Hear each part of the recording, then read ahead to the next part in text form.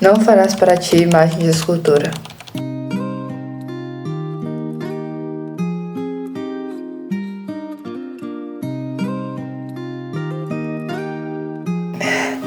Oi, gente, esse é o segundo vídeo dos nossos estudos acerca dos 10 mandamentos.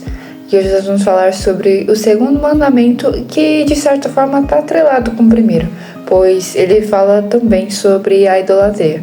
Esse mandamento funcionava para os israelitas no tempo mais antigo como um modo de dizer que eles não poderiam ter objetos que remetessem a outros deuses dentro de suas casas, né? Porque era uma coisa muito comum na época. Por exemplo, quando Jacó sai das terras de Labão e Raquel rouba os ídolos deles, né? Os ídolos de pedra. Mas também é prática, né? De ter estatuetas e outras coisas assim de deuses, né? Por exemplo, quando os israelitas fizeram aquele bezerro de ouro para representar um deus.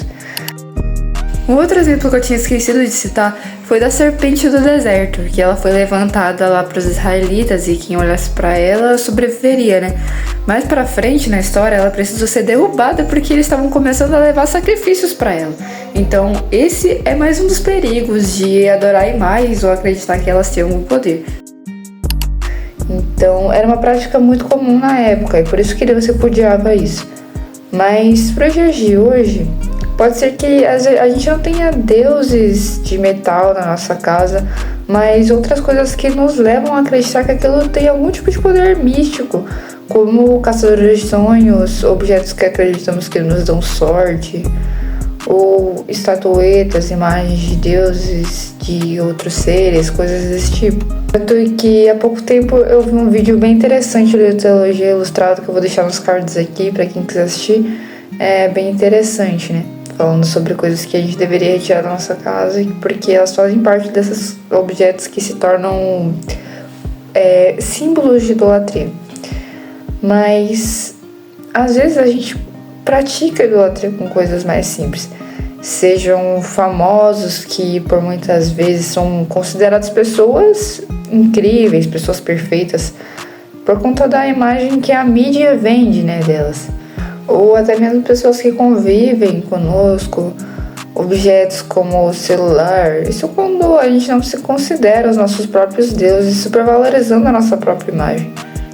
Mas a verdade é que não tem como considerar isso ou considerar pessoas como um Deus, muito menos objetos, até porque as pessoas não são perfeitas, né? Não são perfeitas como Deus, elas nunca vão conseguir ter o mesmo nível de perfeição que ele tem.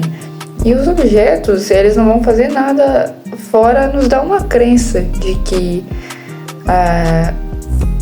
se a gente estiver usando eles ou algo do tipo, a gente vai ter alguma coisa melhor ou ter algum tipo de mudança nas nossas vidas, né? Futuramente eu até vou trazer em algum vídeo alguma coisa explicando mais sobre a questão da superstição e esses objetos, né? E outras coisas que as pessoas costumam acreditar vão entrar nesse meio também. Mas a verdade, no final das contas, é que Deus não aceita dividir a sua glória com ninguém. Não há ninguém como o Senhor. E não tem como dizer que você adora o Senhor se há outro que ocupe o lugar dele. Ainda mais que é um lugar merecido por Deus que fez tudo por nós. Mas avalie profundamente o que você tem feito e pare para pensar. O que tem tomado o lugar de Deus na sua vida?